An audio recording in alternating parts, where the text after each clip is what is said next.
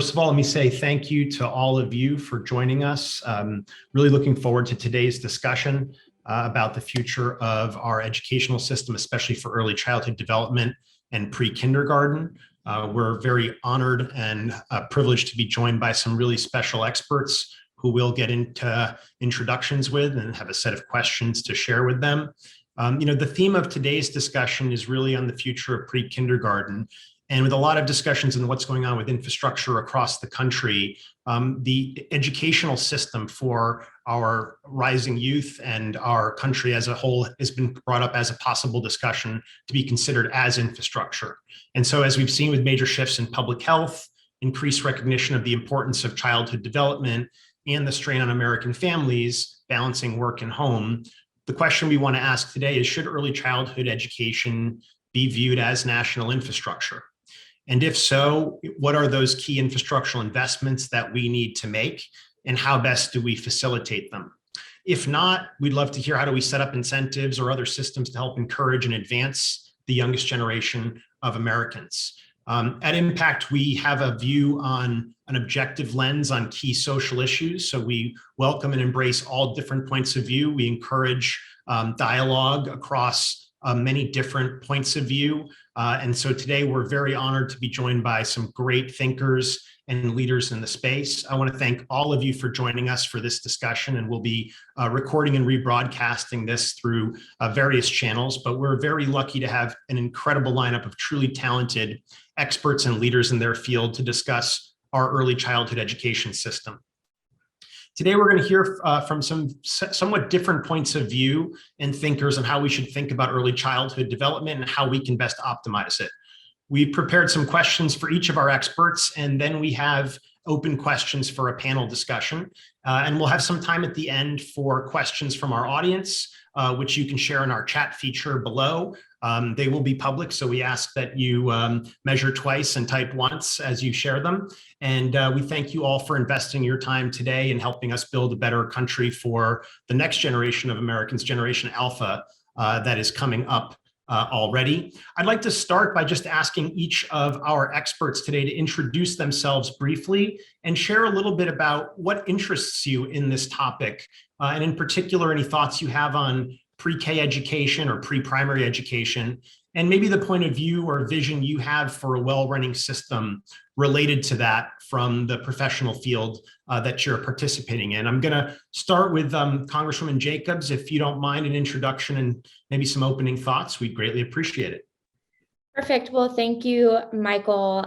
Thank you to my fellow panelists, and thank you everyone for being here for such an important topic. For those of you who I don't know, I represent California's 53rd Congressional District, which is the San Diego area. And I really have focused on this issue of childhood poverty and childcare during my time in Congress, but also before. I founded an initiative called San Diego for Every Child that's working to address childhood poverty in San Diego. And when the pandemic hit, we quickly changed gears and worked to coordinate the childcare for essential workers during the pandemic, because we knew that would be so important. In Congress, I serve on the Select Committee on Economic Disparity and Fairness and Growth. I'm on the Armed Services Committee, where I'm doing a lot of work on childcare for military families. And I also serve on the Foreign Affairs Committee. And I really, I decided to run for Congress because I thought it was important that we had more young people's voices at the table, in part because I didn't feel like there was enough conversation on issues like childcare, where so many of my friends are struggling, even before the pandemic, to find childcare that met their needs. And yet it just didn't seem like it was a topic that policymakers were taking seriously until we saw the pandemic hit and really show us just how crucial it is to our economy. So to me, I think that it's important that we create an early care and education system in the United States where every family has the care that meets their needs, where every child has quality early care and learning so that they can get the benefits of that throughout their entire lifetime, and where those who are providing care, who are often women and women of color, are getting paid wages commensurate with the job they're doing and the impact it has on our economy. Thank you. Really appreciate that. I'm going to go over to Professor Jeffrey Miron from Harvard. Hi, I'm Jeffrey Miron. I'm the Director of Graduate and Undergraduate Studies in Economics at Harvard University. I teach a course at Harvard called The Economics of Libertarianism. That's actually how I met Mike many years ago as a student in that class. And my interest in this topic is an example of my interest in policies generally and in trying to introduce an alternative perspective to what I would call the mainstream view, which is that when there's a problem, the solution is always more government. In my view, most of the problems, the solution is actually less government. Indeed, many of the problems were created by government.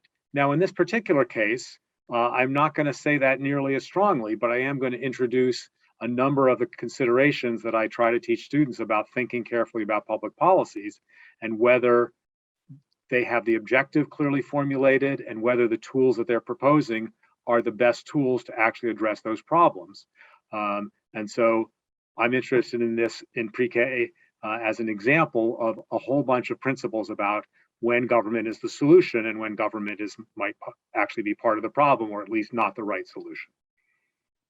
Great, thank you. And then we'll go to Daniel Pianko, who is an investor in education companies and concepts. Yeah, thank you very much. And thank you, everybody. I distinctly remember I actually got my master's degree in education as well as an MBA from Stanford. And I remember one of my first courses was on learning to read. And the professor got up and basically said, do you know that the average person from a poor background hears about 30 million words less than a person from a middle or upper class background by the time they're ready for school? It's only 2/3 of kids aren't kind of ready for school by the time they get to school. And again, primarily for kids from poor and disadvantaged backgrounds. And this is a problem. And as a business person, I kind of probably fall more on the Jeffrey side of the equation of trying to find private sector solutions. But the problem is there isn't really a private sector solution when it comes to early childhood education. And so because it is a public good in the sense that the return on early childhood education is very high economically. So the US government effectively makes about a 13% return on every dollar it invests in childhood education. But from my perspective, the problem is most government programs have difficulty scaling. And the largest program we currently have in the US is the Head Start program, which while it's a very effective program by government standards, I've been in a few Head Start programs, and I think everyone agrees there's a variety of quality there.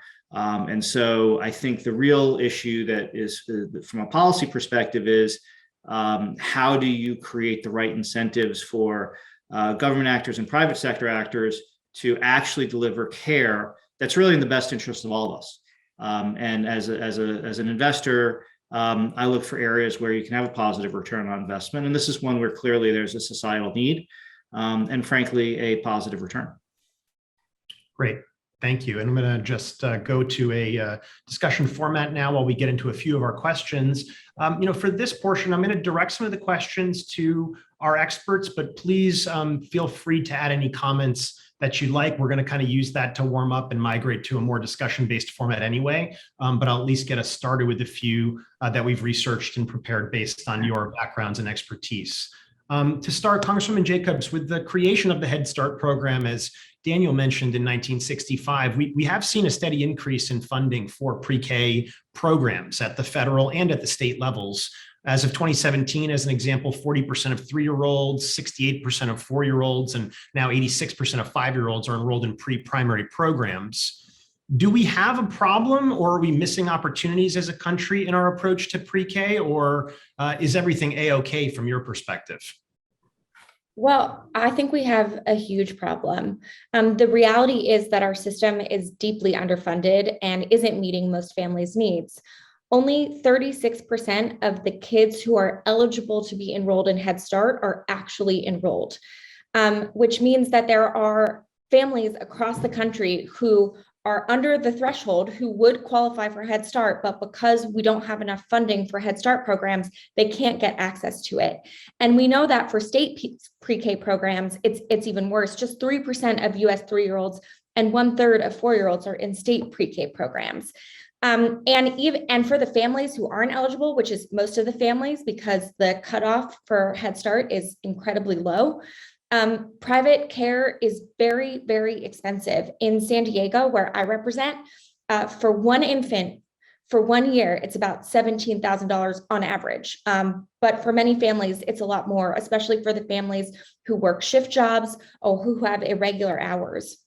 And so the problem is that when we don't have all of these kids in the right programs, we're losing out on the competition with the rest of the world. So US enrollment in preschool is the 5th lowest among OECD countries. That's really bad. And it means that we are losing out on that economic potential later on down the road. So that's why I think it's so important that we invest in programs like Head Start. Now, I know there was a question about scale and quality. I actually think over the past 10 years, Head Start has done an incredible job in working to improve the quality across their centers. And in fact, we saw during the pandemic that quality continue to improve. So I'm not saying Head Start is the answer, but it's definitely investing in Head Start could go a long way in making sure at the very least, the lowest income families are having access to a program that they are eligible for. Any comments or thoughts on that? Otherwise, I'll move along to the next expert. Okay, Professor Miron, you've studied the academic literature on the economic benefits and costs of pre-kindergarten education. How should we think about investing in early development programs for our children as a society? And what does the literature say as to how we're doing? Are there any open questions needed for further study from your perspective? So I'd say a few things to answer that. The first is that research in social science faces a fundamental difficulty, which is that it is hard, not impossible, to do controlled experiments, to actually treat one group of children and not another group of children and see what the effects are. Now, despite all the difficulties you can imagine doing that, a number of studies have done exactly that. And this goes back to studies of some very small programs 50, 60 years ago, ABC Darien and the Perry Preschool.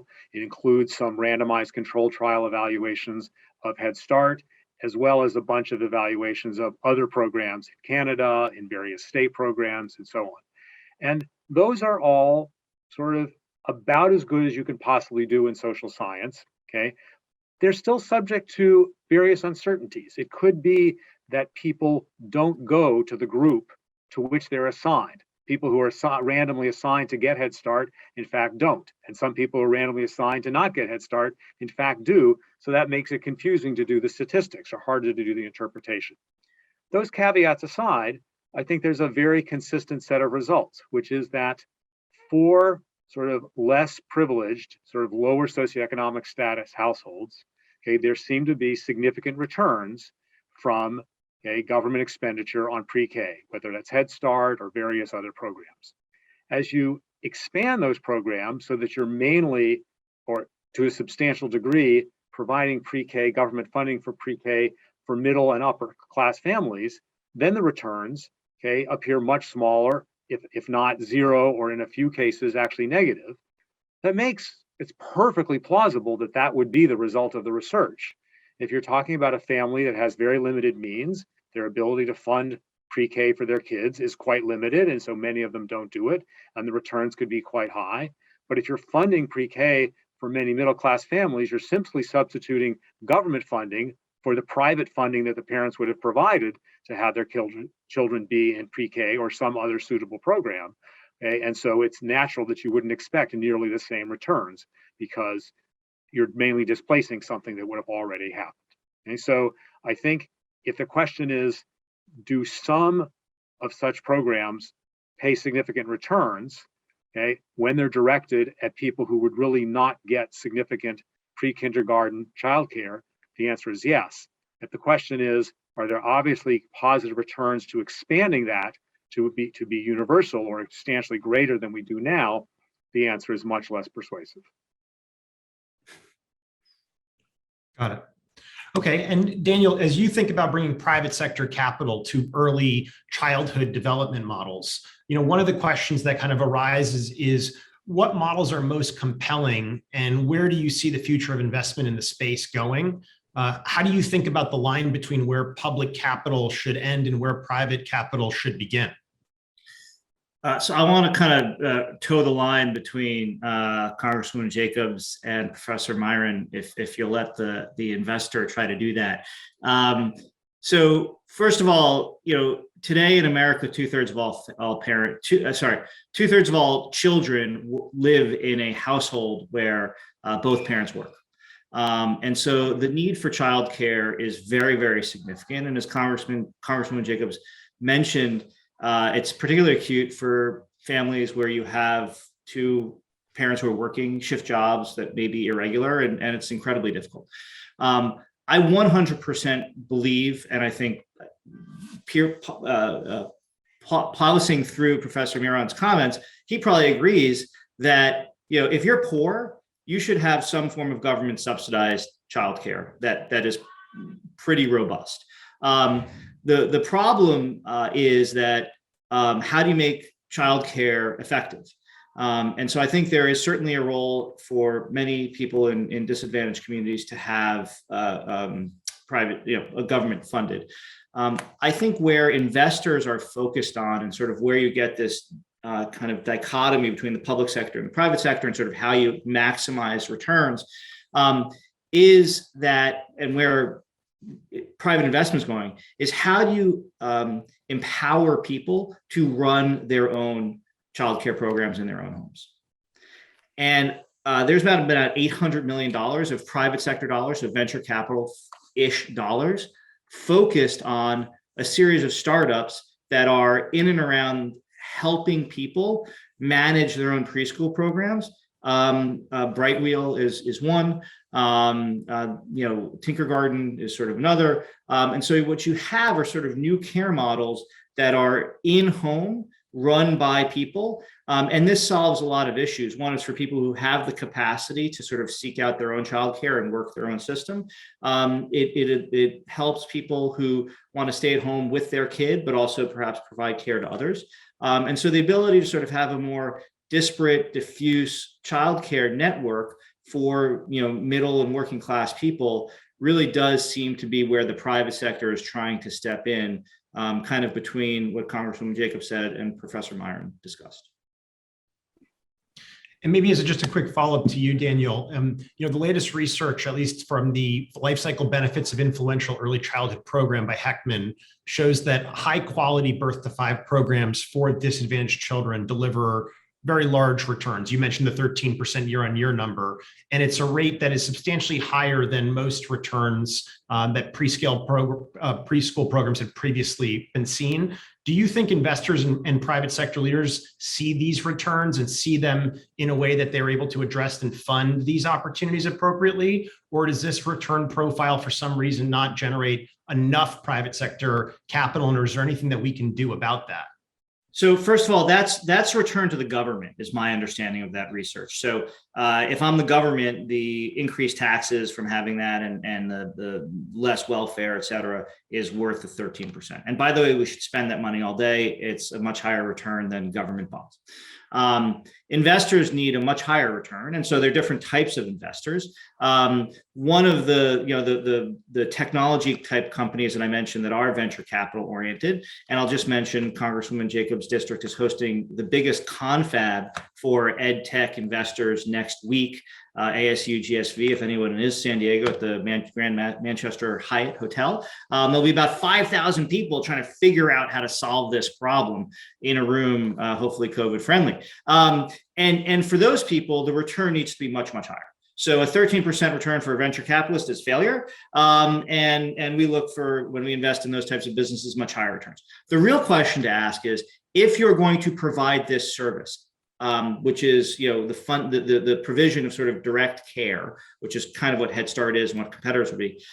How do you create a series of national organizations at high standards?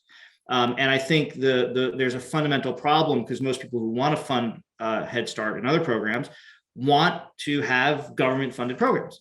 And for a variety of reasons, if I'll just do a quick thought experiment with you. Can you mention a nonprofit organization that has scaled nationally in the last 50 years? Most people really can't. I mean, most people say, oh, the Red Cross. Well, the Red Cross got funded in the 1800s, and there really hasn't been sort of a modern nonprofit that has scaled. And so the real question is, but everyone can mention Apple and other companies, Google, Facebook, that have really scaled. And so the question is, how do you how should the government be incenting for-profit operators in these spaces? And that's that's politics and out of my jurisdiction. I personally believe it's not a crazy thing to do, but I believe it's very political. And frankly, I would not invest behind it because, it's like charter schools, right? I mean, nonprofit charter schools, most people say are fine, but you make it a for-profit charter school, no one wants to send their kids there, and it's very political. So my personal belief is the direct provision of care, unless the politics change, should remain in the hands of the government. And the private sector should be more focused on empowering individuals and creating the technology infrastructure required for nonprofits and individuals to take advantage of these programs. Michael, if I could jump in here a little bit, I think there's a couple of ways to think about this. I think the first is when we talk about early care and education, what many people mean when they say that it's a public good is that, in fact, it shouldn't be a profit-seeking endeavor. In the same way that, as you mentioned, we have a public K-12 system because we all agree that having an educated population is a public good that is worth paying taxes in. And so I think it's important that we keep that in mind, that this is not just a business. This is really about a public good that we all have a shared benefit from. And we do have models in the K-12 space, in the higher education space, where actually, for instance, in higher education, you do see that like the for-profit institutions tend to actually be poorer quality than the nonprofit institutions. And in San Diego, where I represent, many for-profit higher education institutions have had to close because of those poor quality issues. But I think the other thing, then there's another point to this, which is most of the people who operate those in-home childcare, family childcare providers, what we call them, are women and women of color. And I think it is important for equity for those small business owners to be able to make money commensurate with the work they're doing that is a benefit to our society. And I actually don't think it would be good if we sort of abolished all of those small business owners who are mostly women and women of color who are providing that family childcare. And at the same time, we have to recognize that childcare is inherently a system that the market doesn't work on its own. Because if you want high quality care, you need to have some restrictions on child to teacher ratios. You want to have some restrictions on the kinds of space you want those kids to be in, the kinds of licensing requirements you want for the people providing that care. I think that I probably will agree with Jeffrey that we have too many licensing requirements for many things. I don't care if the person who cuts my hair has a license. I probably care if the person who's watching my infant has a license. And so I do think that there is, if you want to be able to both keep costs down for families, have high quality care, and be able to pay workers a living wage, it's just fundamentally a market that doesn't work without some subsidization. And that's where government really has to come in. So if I could disagree just a little bit and give an example of how I think government is part of the problem, not necessarily always the solution, is I completely agree with Representative Jacobs. There's a lot of regulation in the childcare sector, and I think there's little evidence that that particular regulation is beneficial. The kinds of things that are required are not obviously crucial to being a high quality childcare provider. Restrictions on location, restrictions on number, just ratios of students to teachers, and so there would be a lot more affordable childcare available if, in this particular instance, we had less government, less of the regulation, which is raising costs. I have a colleague at Cato who's written about this extensively and makes a very compelling case that the regulation is doing far more harm than good.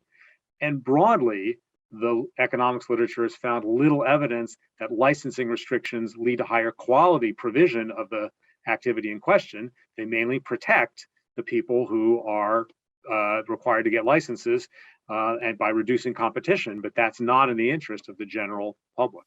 Well, just really quickly, I do think there are two types of regulations. They're the ones that I agree with you have nothing to do with quality. And I agree with you, we should be working on getting rid of those. And in fact, in San Diego, there's a group of people working on figuring out how you can reduce some of those licensing requirements. For instance, in California, there's an outdoor space requirement for childcare facilities. They're working to see if having a waiver where if they're in a certain amount of feet from a public park, if that can count as the outdoor space requirement, for instance. So I do agree with you that there are a lot of things we can do to make the provision of supply of childcare easier that don't affect quality. And I think there are a lot of things that do affect quality. And we do know that teacher to child ratio is important for quality. We do know that some of that training requirements is important for quality. And so I just think it's important that we distinguish the ones that are and the ones that aren't. And I agree with you. We should get rid of the ones that do not have an impact on quality so that we can get the supply unlocked, because we do need much more supply of childcare. I think the other kind of real kicker to this is it's very hard for a parent, even an engaged parent, to know if it's a good program or a bad program. So what are the metrics that, whether it's a software package or government reporting of some sort, or that you could identify and distinguish between a poor and a high quality program? Let me keep moving us along. I know we're going to kind of dip into a few of these discussion moments, which is really wonderful and appreciated, but want to just cover the space a little bit further before we get more into a few more of the discussion. So Congressman Jacobs, we talked a little bit about the return, the societal return, the financial return. One of the questions I think from just your experience and your role, in leaving the country and working across, the Hill in the White House, do these return profiles enter consideration in funding discussions? And do the allocations of monies across all government expenditures wind up getting related to these types of return elements, or not really? Maybe said differently, how does education and particularly early childhood investment get measured or allocated more broadly from your perspective? So without boring you all with like a history lesson on congressional budgeting, basically what happens is that every bill that we pass gets a score from the Congressional Budget Office. And the only thing the Congressional Budget Office really looks at is what the expenditures are. They don't take into account any expected future return or any expected future growth of the economy. And then another entity, the Joint Economic Committee, does a study on how that will impact the deficit. That also really focuses just on expenditures, not on expected return or expected economic growth. And so I actually think this is a real problem for how we think about how we're doing government spending, because if you're a business person, you know that taking out a loan to buy a pile of rocks and taking out a loan to make an investment that's going to grow your company down the road are two fundamentally different ways to spend money. Basically, not entirely, but basically they would show up the same on the government budgeting score. And so I think it's important that we do think about the fact that we know that that 13% number that you cited, Michael, means that for every dollar that we, the government, spends on quality early education, we get $6 in societal returns. And Harvard actually recently did a study at looking at all kinds of investments the government can make. And they found that investments in kids actually yield the biggest bang for your buck, yield the biggest ROI, and almost always pay for themselves, because you have better children's outcomes in education and employment and health and stability for decades down the line. And of course, we know you get the better tax returns from kids who are making more money, and you have to spend less to help them down the line. But it also means that working parents will have a higher labor force participation rate. And so right now, the fact that we don't have enough childcare costs the US an estimated $57 billion in lost earnings, productivity, and revenue per year because of the decreased labor force participation of parents. Thank you. And I'm going to take just a brief introduction to Rita Truong, who is joining us from a previous event. Thank you for joining us, Rita. If you want to do a quick intro of yourself, we're almost to our panel questions. Yeah, hi Michael. Hi everyone. Thanks for waiting for me. I was at a previous engagement. Happy to join you, albeit a little bit late. Did you want me to do an introduction? Tell Yeah, about briefly would be myself? wonderful, Rita. Thank you. Yeah, sure thing. So I am an early childhood educator for almost 2 decades, a long history of being a classroom teacher with the very young children. Nowadays, I'm the director of what we call the Small World program at a school called Avenues New York here in New York City. And we are a toddler program where we educate children ages 2 to 3 years old. Thank you. We're almost at our panel questions, Rita, so we'll have you included in there, but feel free also to add any comments that you'd like as we wrap up our remaining questions that are directed at our experts. Congresswoman Jacobs, I did want to follow up quickly on your comments around investments in education. One of the things that I think was a shocker to all of us through COVID was how many of these systems were wrecked through exogenous factors, but nonetheless very devastating for families. And I wonder, through this change and from your observations, what lessons have you taken from this, and what role, if any, do you see for whether it's private or public actors to strengthen our current system and technology for early stage parents? And are there any emerging ideas that you're really excited about to support families?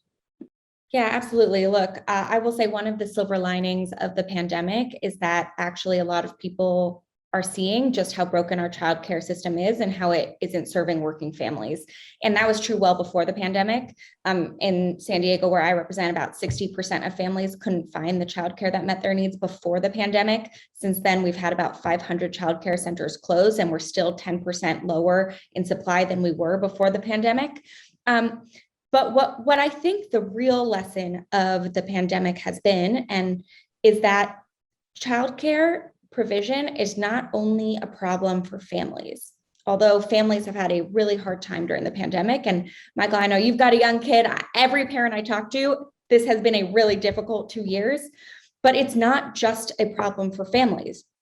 It's a problem for our entire workforce, because if we don't have consistent and steady care of children, parents can't go to work in a consistent manner. And what we're seeing that is a large part of the labor force numbers that we're seeing right now.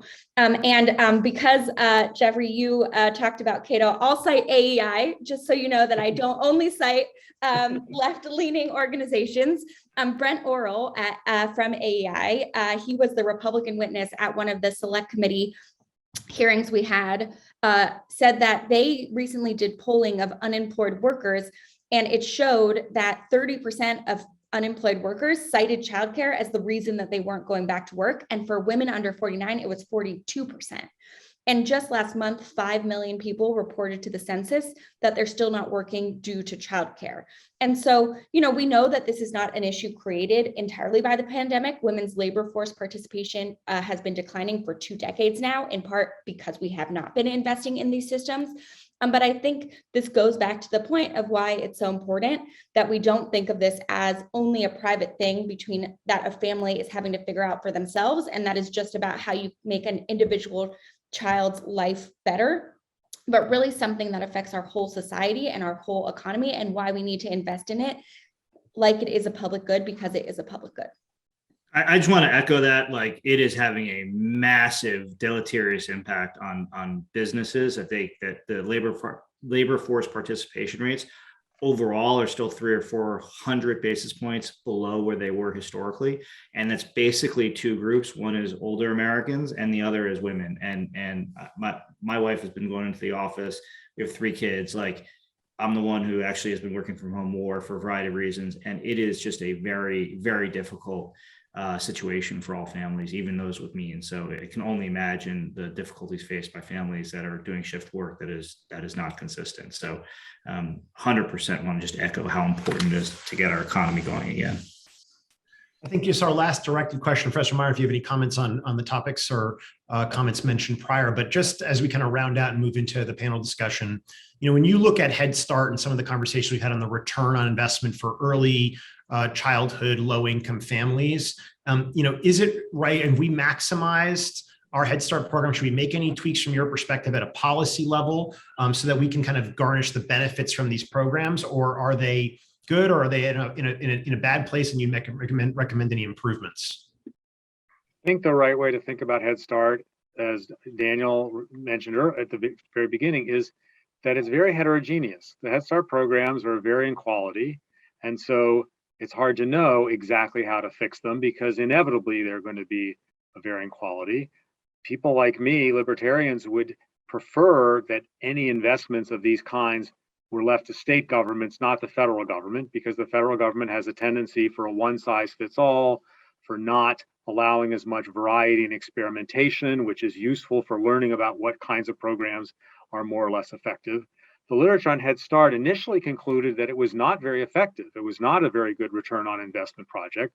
Then there were a number of revisions, okay, to those studies or additions to those studies that look longer term. And I think the consensus now would say it indeed is generate a high return, again, for children in low income families, not if it were applied far more generally. There, the rate of return would go down pretty dramatically as you expanded the generosity.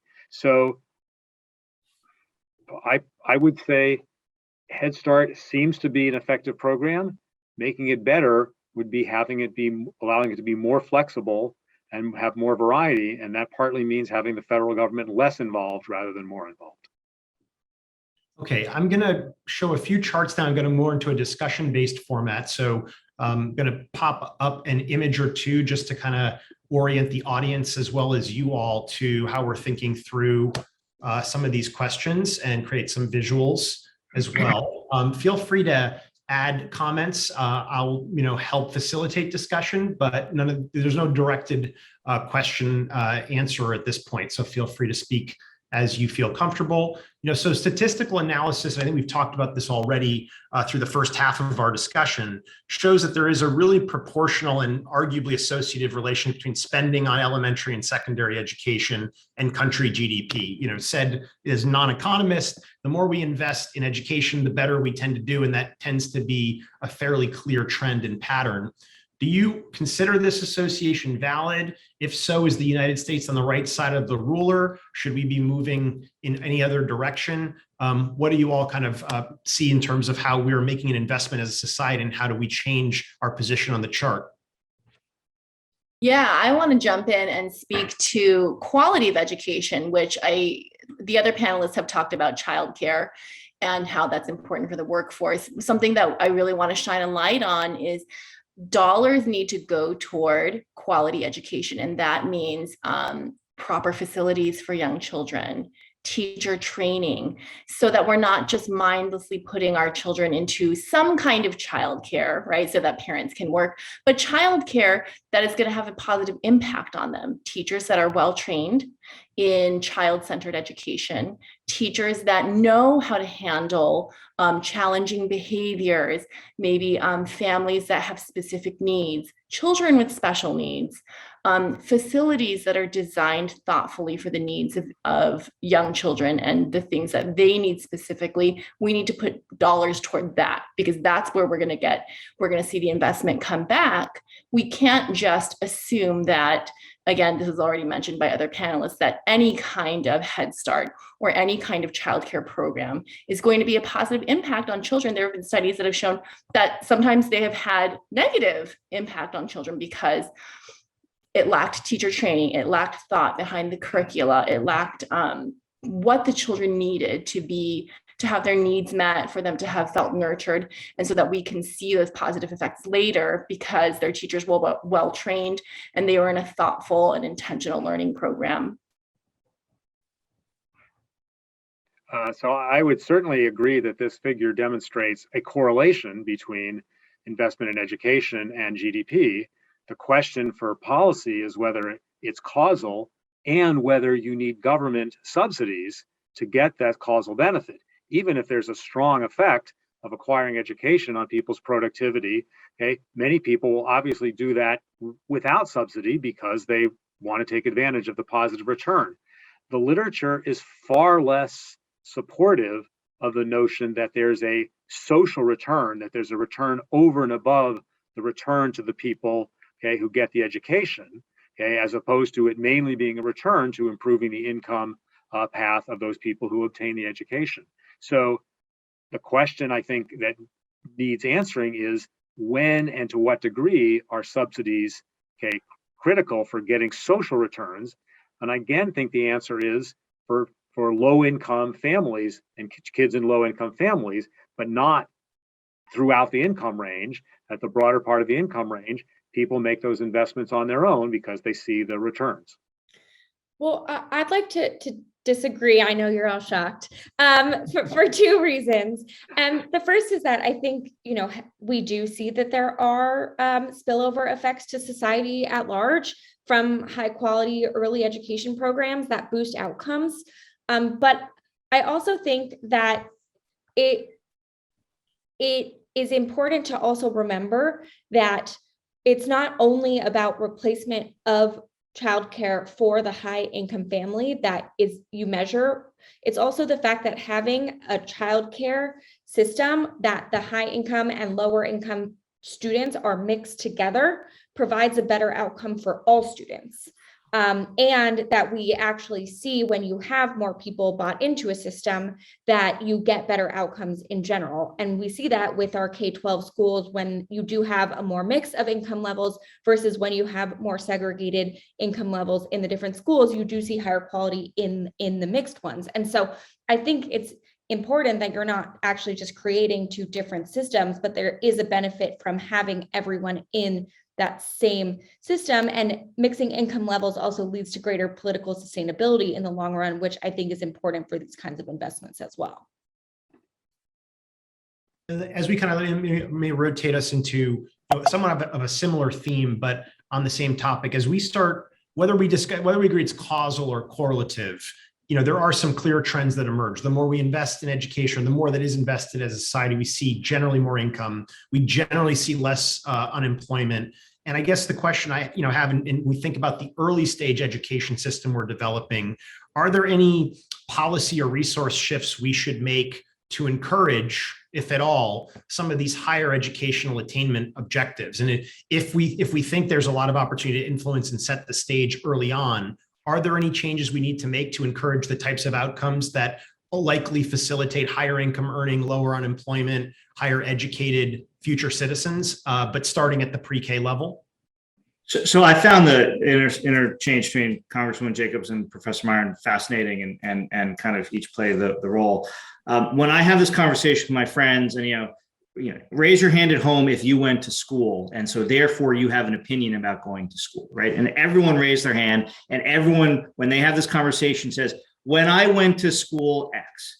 And I don't know everybody on this, I don't know anybody on this Zoom besides people here, but I would bet that almost everybody who is in this audience probably went to an elite school and has absolutely no idea what most people go through in education, for the most part. Now, I would like to point out that no one, when we had that last chart popped up, asked the very important question. The United States spends more per student than any other country except Norway and Luxembourg, I believe. So the real question is, how are we allocating resources? And one of the fundamental problems, if you look at sort of what we spend though for early childhood education, we actually spend less than, I think, ranked 35th on early childhood education. Thank you. That's why we keep a Congresswoman in the audience or on the speaker panel. And so I think this chart actually makes that even more important for us to kind of think through, which is we spend so much for certain outcomes that may or may not be required. So if I were, policymaker for the day and controlled both houses of Congress and the presidency, you would see a radical reapportionment of how we spend money rather than the total aggregate amount of money we would spend, and perhaps focus more on disadvantaged kids and actually kids on the other end of the spectrum. And we can have that kind of discussion separately. But probably the biggest form of waste overall in our system is actually our higher education system. And of the people who start college in America, only half finish. If you start community college, only 1/3 finish. So the actual numbers here are really bad. So I think it's about a third of Americans have some college but no degree. I mean, like a staggeringly high number. And we're talking about a student debt crisis, and And so the money is spent here on this top end of the range and not on things like economic productivity. So why go to college if you can learn a skill separately from that? Why don't we have more apprenticeship programs? Those are far more cost effective than spending the amount of money we do on higher education. Now, higher education is good and we should spend money on it. But as we sort of think about from a policy perspective, we spend more and get less than almost every other industrialized country.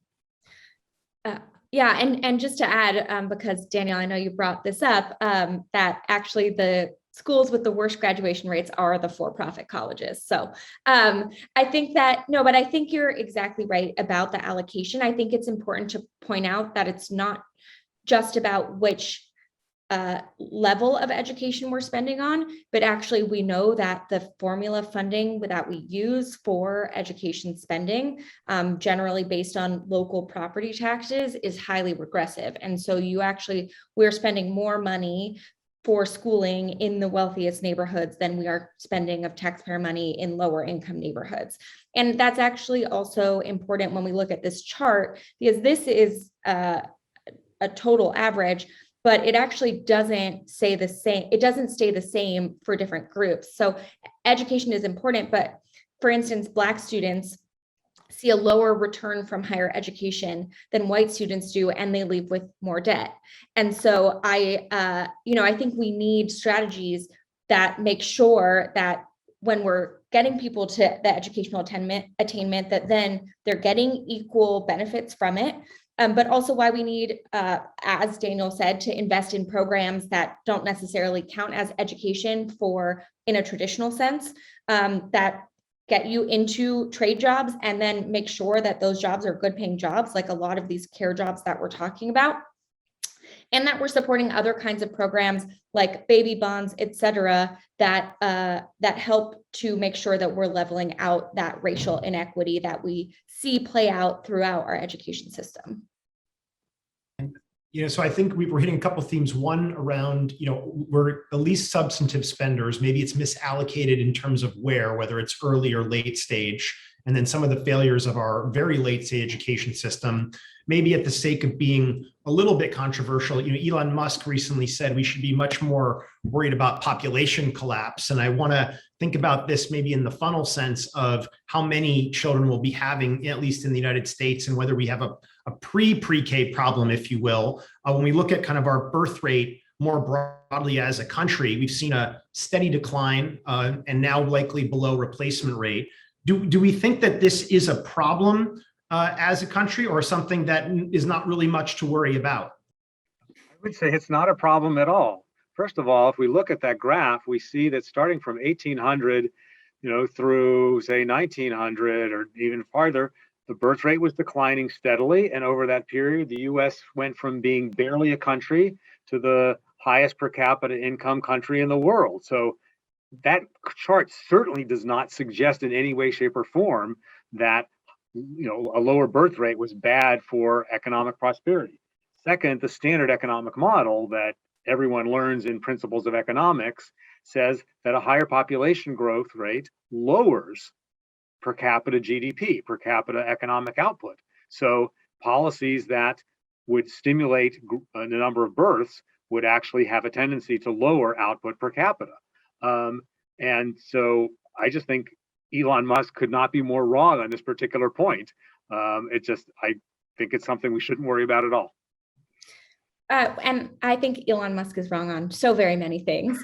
But I'm again going to cite now your favorite, I think, think tank, Cato, that has actually done an amazing job on showing that in part the reason that this falling birth rate that we saw still coincided with growth in the US economy was because of immigration, and that a large part of what we need to do to be able to address this is fix our immigration system.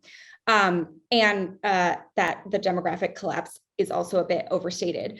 But I think whether or not you believe that this falling birth rate is a problem, I can tell you as a millennial, like a lot of my peers are not having kids because cost of living is too expensive. It's too expensive to have kids.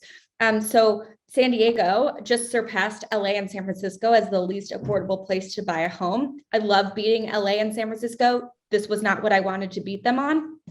So in San Diego, the average cost of a home is $734,000. It's the average. And I think that we didn't talk enough about this gap where, yes, Head Start is great. The cutoff for Head Start for a family of 4 is basically $26,000, more or less, give or take. I recently talked to a family in my district that was paying over $35,000 a year for childcare. It's because they have to pay for part-day preschool plus childcare for the rest of the day. And so if you think about the gap between who is eligible with making $24,000 a month for Head Start and who can afford to pay $34,000 a year for childcare for one kid, you can see that there's a huge gap of people that we are not addressing either with the private sector or with these programs. And for a typical family of 4 in San Diego, childcare consumes 40% of their income. And so I think if we want to make sure that families are having more kids, we need to make the cost of living more affordable. And a big part of that is making early care and education more affordable, which doesn't only work using only the private sector. And I'm sure Professor Miron is correct. Myron is correct in the decrease in productivity, but imagination and the most powerful word in the English language is imagine and growth.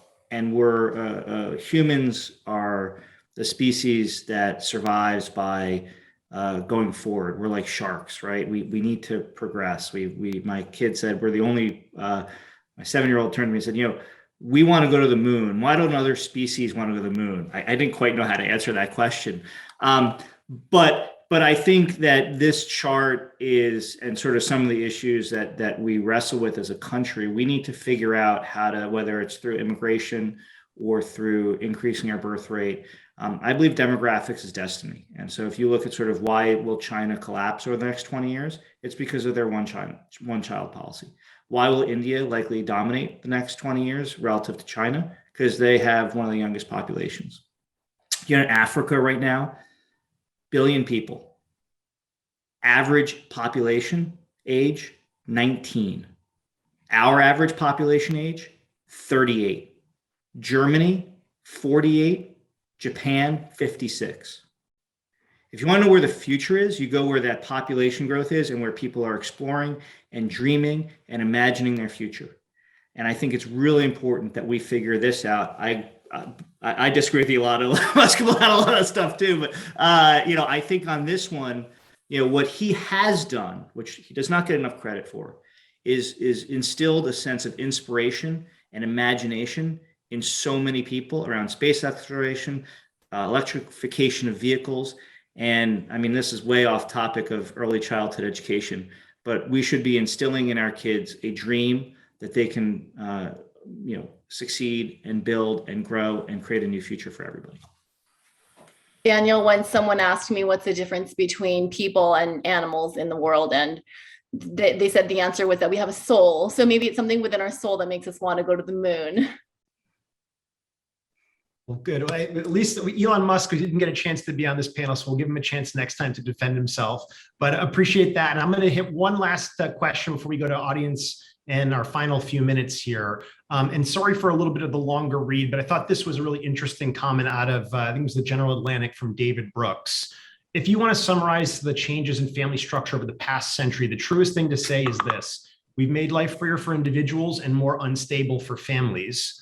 We've made life better for adults, but worse for children. We've moved from big, interconnected and extended families, which help protect the most vulnerable people in society from the shocks of life, to smaller, detached nuclear families, a married couple and their children, which give the most privileged people in society room to maximize their talents and expand their options. The shift from bigger and interconnected extended families to smaller and detached nuclear families ultimately led to a familial system that liberates the rich and ravages the working class and poor. I wonder what you all think about this comment and whether it's true or resonates with you. Yeah, I'll speak to my experience as a director of a preschool program. We have a lot of families pass through, and we do see a lot of this model, the nuclear family, especially being in New York City, a lot of parents of our students are transplants. They are not local New York, folks that grew up here. They moved from international cities, other places in the country. And something that teachers and I look at a lot when we look at the success of the child is the support system they have in their daily life. And often that includes not only parents, but also caregivers, neighbors, godparents, relatives. And what we're finding is frequently that parents are struggling because they don't have a very strong and expansive support system in their daily life. They live far away from grandparents. They're here on their own. They're hoping to go visit, their country that they're from when COVID restrictions are lifted. And we do see that effect on children, largely because their parents are stressed because they don't have expansive support systems when they're here.